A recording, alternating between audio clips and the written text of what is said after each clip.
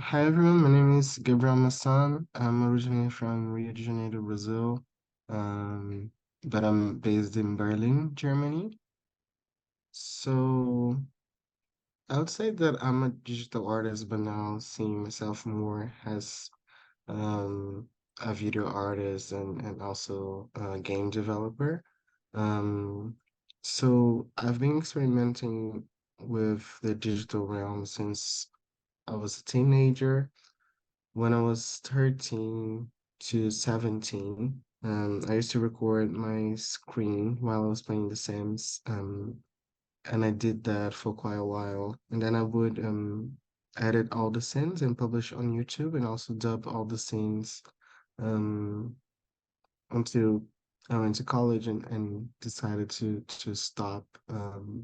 But then when I went back to art and to digital art was in 2017, when I started to create this huge archive of digital sculptures.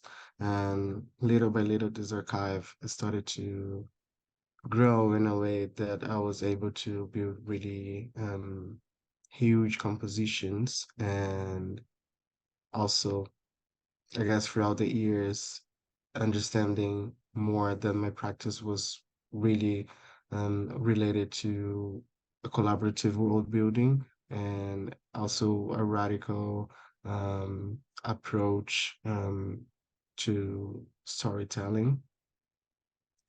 So the digital sculptures is kind of like a clay, a digital clay, that I start to push and to deform in a way until it forms a creature or a thing or a symbol or a sign. Um, and I guess until now I have a huge archive of more than 200 digital sculptures. And this changes by project because many of the ones that I have now are the survivors of many hard drivers and that were lost in the way.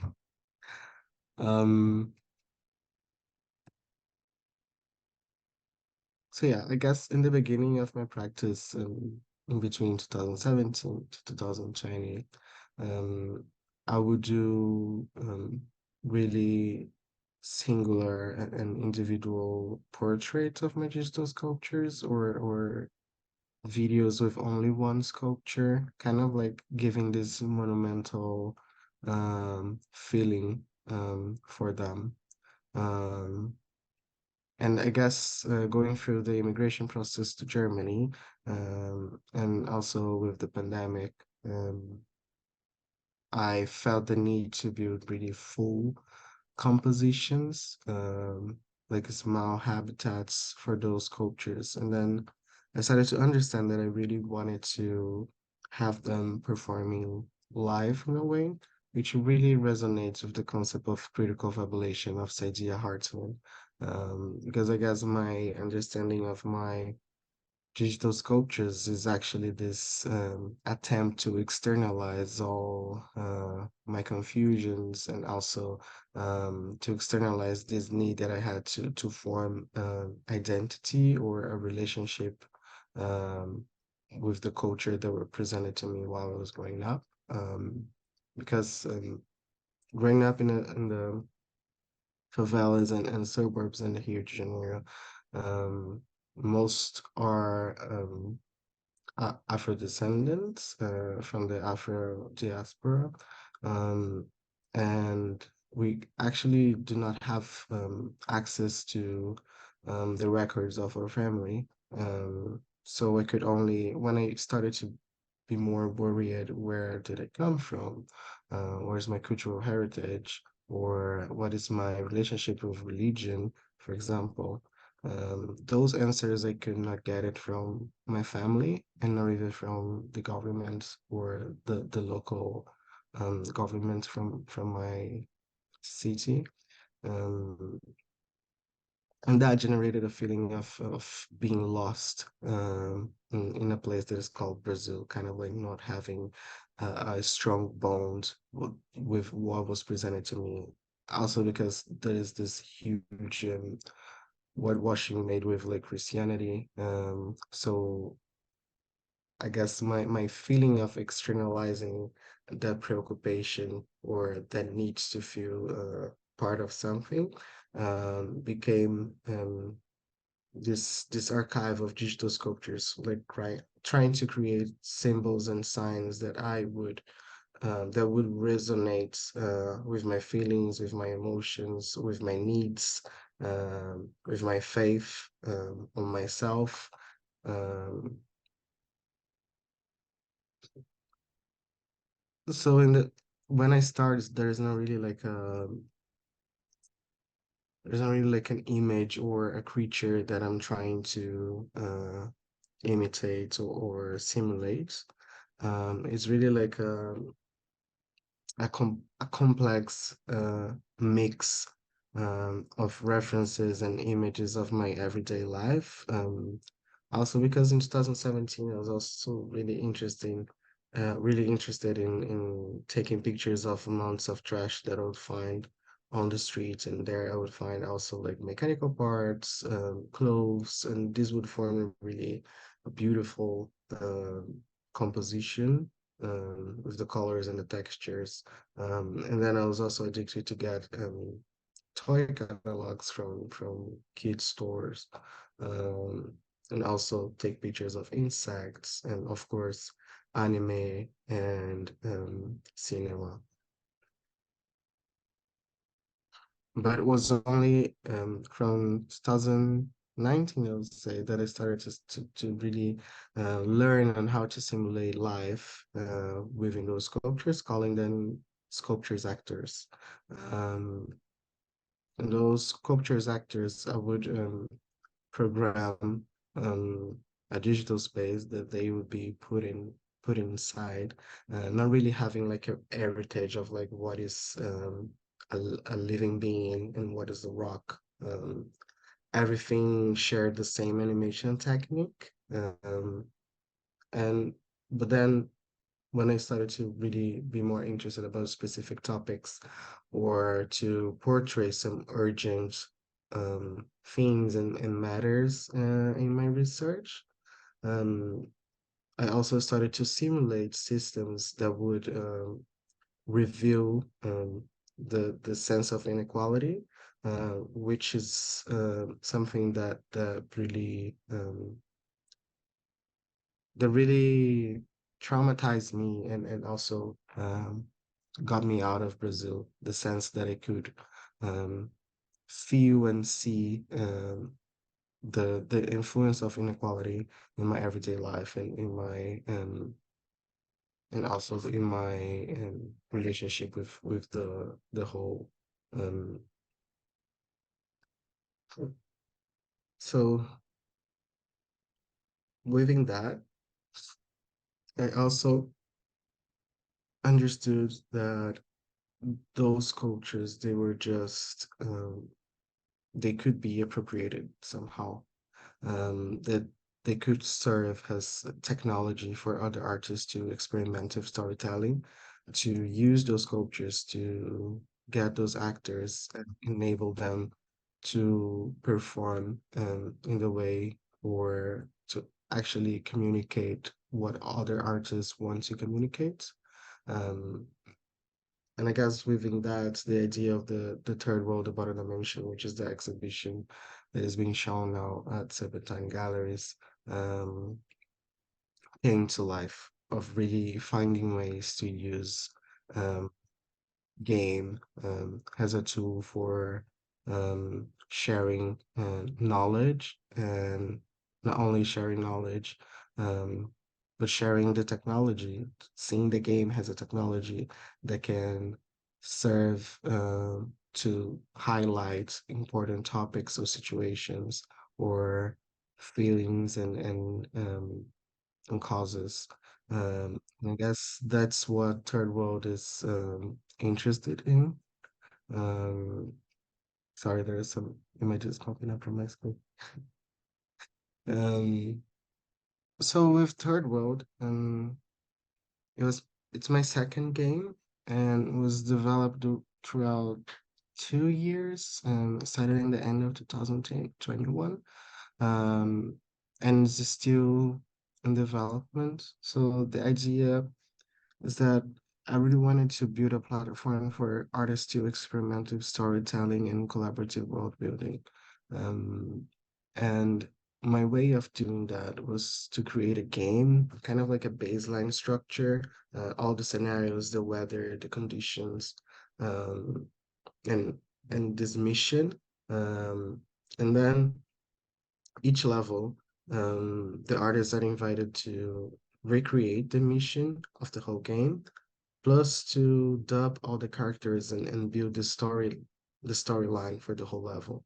And within the storyline, they also can change the playability in a way of creating artifacts or powers or even films. And in Third World, the first version, that is the one who that is being exhibited at Serpentine, but not only at Serpentine, is also being exhibited in Germany, in Düsseldorf at the Julia Stoschek Foundation, and in the Centre Pompidou-Metz in France. Um, and it's all the same versions, but what changes it's the space and how the space correlates with the piece. So the one at Serpentine is based on the idea that the game is the central element where the audience is invited to go on a digital stratification extraction um, mission, kind of my way of portraying and revealing that we are still navigating the world by the same colonial structures that divide us as multiple societies in the past and created like this hierarchy in the world. So my idea was also to play with this ignorance within the concept of third world, and the ignorance around that topic enabled me to create anything that I wanted, and anything that I would understand as a critique to inequality or as a critique to the system that we are all in, and we are all actors and agents of that system, even in small portions. So I guess third world reviews that the power that we have as agents of the colonialism, but at the same time, giving multiple possibilities of building your own path throughout the game, of not we do not expect you to follow any mission or to watch any film or even to engage with the game in the way that we are proposing you to engage with the game. Um, but basically, every time that a mission is achieved, or that an artifact is collected, or that a material or resource is robbed, this resonates within the exhibition. It resonates in the sound installation made by Lisa. It resonates in the light installations that I did. It resonates in the screen installation. Um, so basically, it's like a really it works as an ecosystem that different artists, my collaborators, they came together with me uh, to build this kind of like this multiverse. Because also my idea of world building is related to the fact that a world is made of multiple visions and understandings. Um, so I guess the game and also the exhibition, they follow that path that I created for myself as well. So within Third World, we are presented to um, Fan first, that goes into this mission, as I said, to extract some digital resources from different lands, or the so-called Third World, or the so-called the bottom dimension, which gives the name to the mission as well. Um, and then Fin is this hybrids, or this half living creature, um, that also resembles a bit of robot. Um, and there is this understanding of the game that Fin does not have a personality, It's kind of like this empty vessel that is there to represent the player or to represent the player intentions. And I got it, I guess in the first level, the one that it's in the trailer that I showed you, which was built by Castiel Vitorino Brasileiro, um, which is a Brazilian artist that also has a psychological approach. She does clinic, and she's also um, spirituality is really something important in her practice. Also, experiences of cure. So I thought that Cassia would be a, a good beginning for the game in a way that she's way more attempt to the feelings of the player. She knows how to play with the intentions of the player or to review the needs of the player.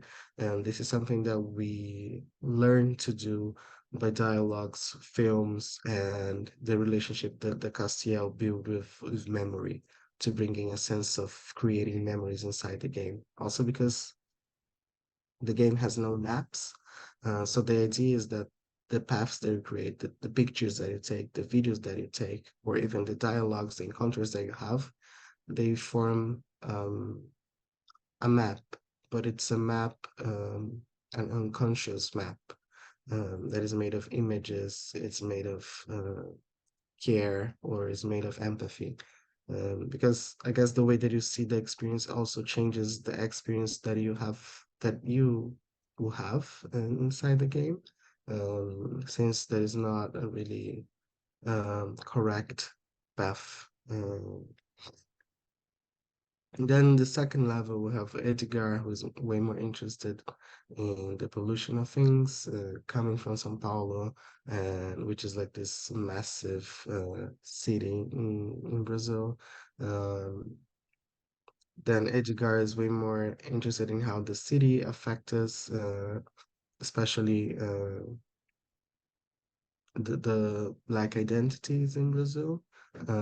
So both levels are kind of like taking personal perspectives, creating a world um, made of clashes, or how they saw themselves or how they navigated through the world, and not simulating those systems of inequality, but revealing it in a way that builds a experience that is really interested in sharing knowledge, in hearing, in presenting uh, concepts, and also to question symbols that we are really used to and we shouldn't be.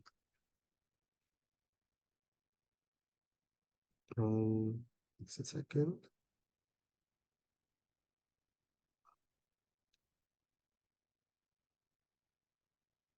But then with Third World, I was also the time that I started to experiment with a handheld camera in Unreal Engine. Um, and that made me create two pieces in the meantime. One is the unbounded domain that you can watch on YouTube because it's part of the fact residency. We can also leave the link here. But I started also to try to create stories that would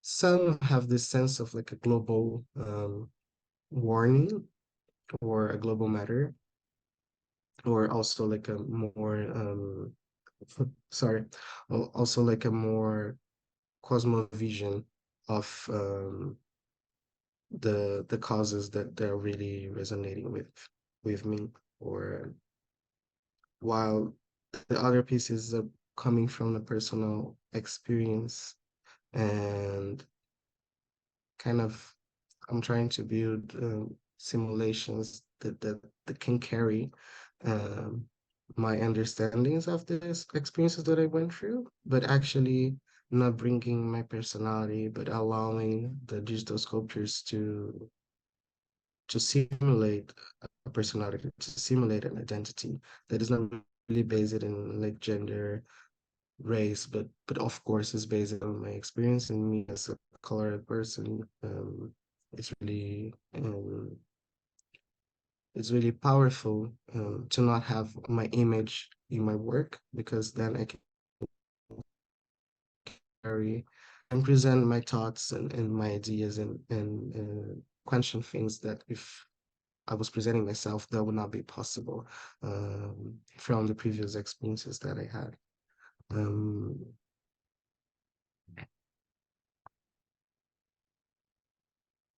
just one more set of images before I go to questions.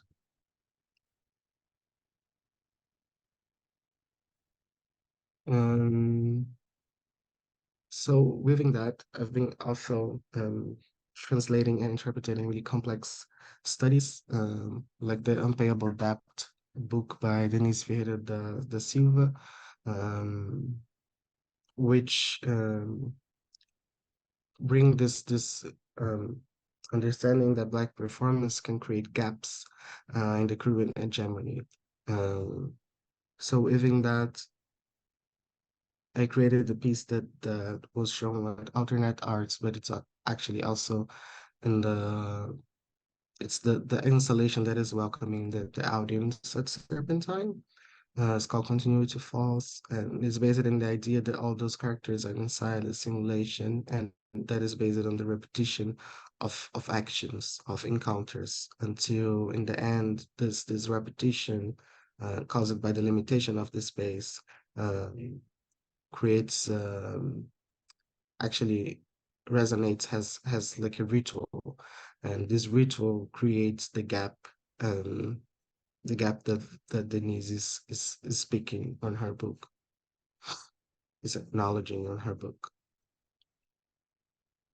So basically, sorry, there is a really heavy image. Um, so basically, there are four, actually 5 to 6 creatures, and they are jumping between islands, having encounters and welcoming and also saying goodbye to each other, until a moment that this repetition enables a portal to be formed. Um, and that's my way of actually bringing those complex discussions, academic researchers, from the needs, for example, to the image or to a more subjective look, um, that is really connected with my personal vision of or my understanding of the concepts that she presented and how me myself I also experienced it, what she's talking on her book, and I've been doing that uh, also throughout the years, but now with the new techniques in with Unreal and a bigger team, those 3D animations they have been more um, long and intense, and also creating experiences that are really based on real time performance.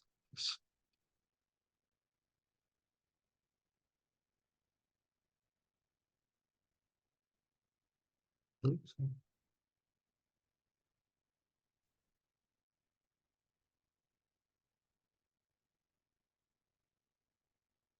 Yeah, I wanted to open out for questions. Um, first of all, does anyone have any questions? Any? Maybe you can. Yeah, come.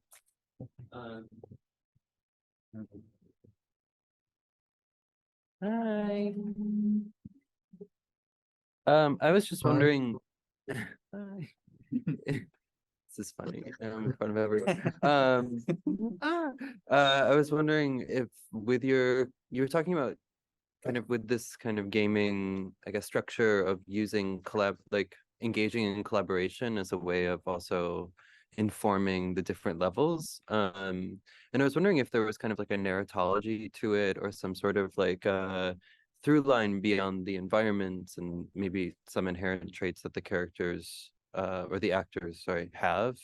And then, or is it like kind of more of an exquisite corpse? Is that in this kind of unfolding that happens at random? Yeah. So thanks. Um, I guess that overall, when I started to build the sculptures for the game, it was more um, me trying to build some sort of connection with what I believe memory looks when it gets to like a physical form. And to me, the way that I could simulate memory would be through creating totems and monuments. Because also with Third World, I didn't want it to create a civilization that was only based in nature, but actually a civilization that would already be prepared for this arrival.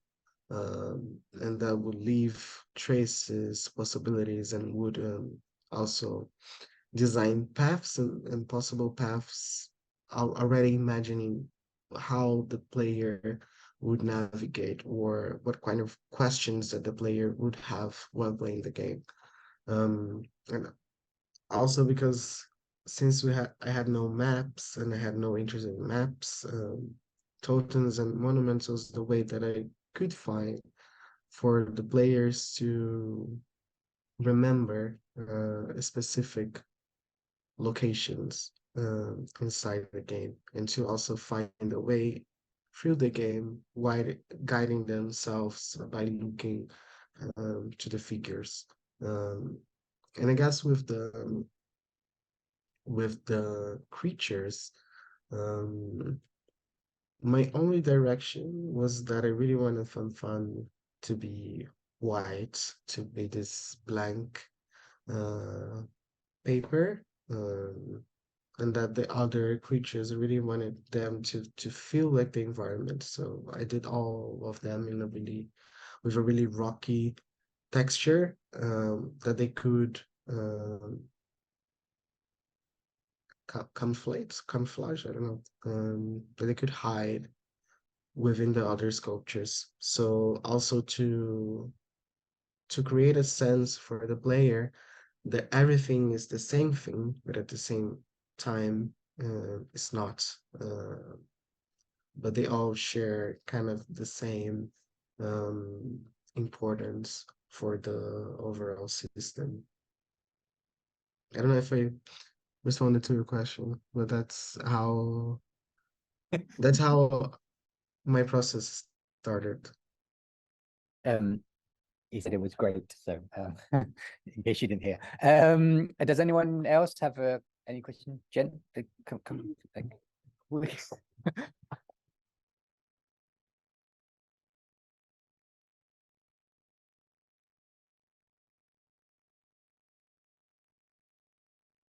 Hi. I'm quite interested to know that when you've decided to create games as an art form, do you I was speaking with your friend Carlos, and also you working with different art institutions and organizations. Was there how would you collaborate to distribute a game together? Because I know you're also platforming this on Steam, and then it is also exhibited in physical like in physical space. So I was wondering if how you collaborate to kind of engineer this kind of distribution of a game and build community from there. Thank you for your question. Um,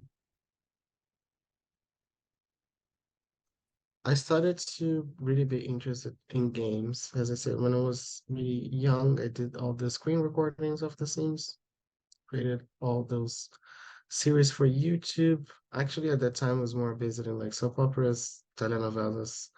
Um, so just like completely different topics, more romantic, I would say. But I went back to the game world because my first game, I got this invitation to design a digital space for a festival that would present 360 camera films from young directors from the rural and areas in the favelas in Brazil and also the rural areas in the African continent. Um, and then I felt that the way that I could pay homage to all those works, beautiful works, was to actually build a playable experience that the audience would gain something to watch the films or lose something to watch the films, because I thought that way um, everyone would want to watch all the films. So I created, it's called Iroko, but basically it's based on this Orisha, which is um, an entity, like a god from the Yoruba culture and religion. Um, and Iroko is this tree that gives and takes, kind of like how nature works. And the whole world is based on like a tree and multiple islands around the tree. And then as the character progresses throughout the 9 islands to watch all the different 9 movies, each island has a different habitat, and then each time that you watch a movie, you lose part of your body, like a member of your body, or you gain another body part. Um, and from that moment, I understood the game was the way that it could actually enable the audience to experience the topics that I wanted to talk about in a way that they could also be the directors in my piece. They could also be the ones who are managing and changing my artwork. Also because the idea of a world really resonated in me, and also to lose control of my own pieces, or to give my pieces for other people to create stories with. Um, so I guess at that moment that I understood that what I really wanted to create was this kind of like a metaverse offline game, but now I'm following the approach to design multiplayer games. But of course, um, it requires like a huge team and many institutions together. For example, the third world, we had a whole uh, tour of meetings in order to understand how to put the game on Steam. Not that was complicated, but actually like the legal terms of it all. Um, plus the audience that we would be accessing, because it's a completely different audience from the art world, from the people that goes to galleries and museums. We're talking about like players, people that are really involved with video games, and this audience is also they're experts, or they've been playing games for a long time. They've been buying games for a long time. So how we could design an experience that would be interesting for the institution, but also really entertaining for those players, and also that how we could like create this common language that would resonate in both audiences. Um, but in order to design the game, first we had Tezos on board, which is like this blockchain. Um, and they helped us to really bring that experience to the Web3, and to also enable the memories to exist outside of the game, outside of the institution, to really be gifted not only to the artists but actually to the players as well. And then we also had Julia Stoschek Foundation, and that's why the game is there and the world building exhibition.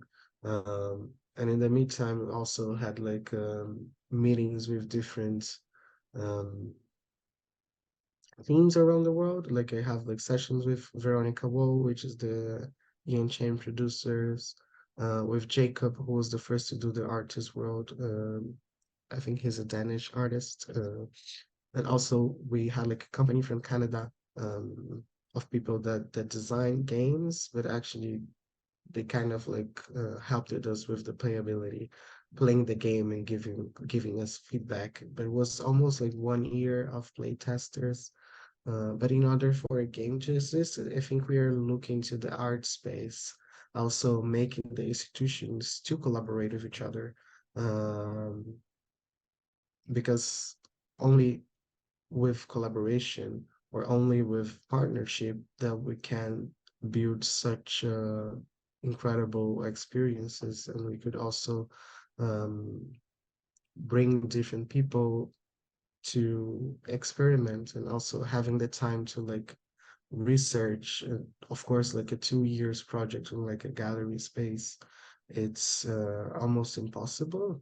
So doing that and perceiving that this could be a possibility for the future, not only for me, but for other artists, not only digital artists, but actually uh, uh, building technologies for art spaces, building technologies to share knowledge or to enable people to find empathy or create empathy for specific topics, images, and moments. And I think real collaboration is the way that this can be done. And actually, I guess what video games made me understand is that is to lose this confidence on ownership, is to actually build something that is made to be experienced, uh, and is made to be created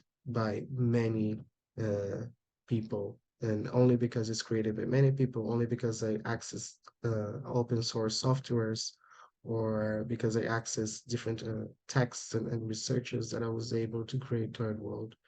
And yeah.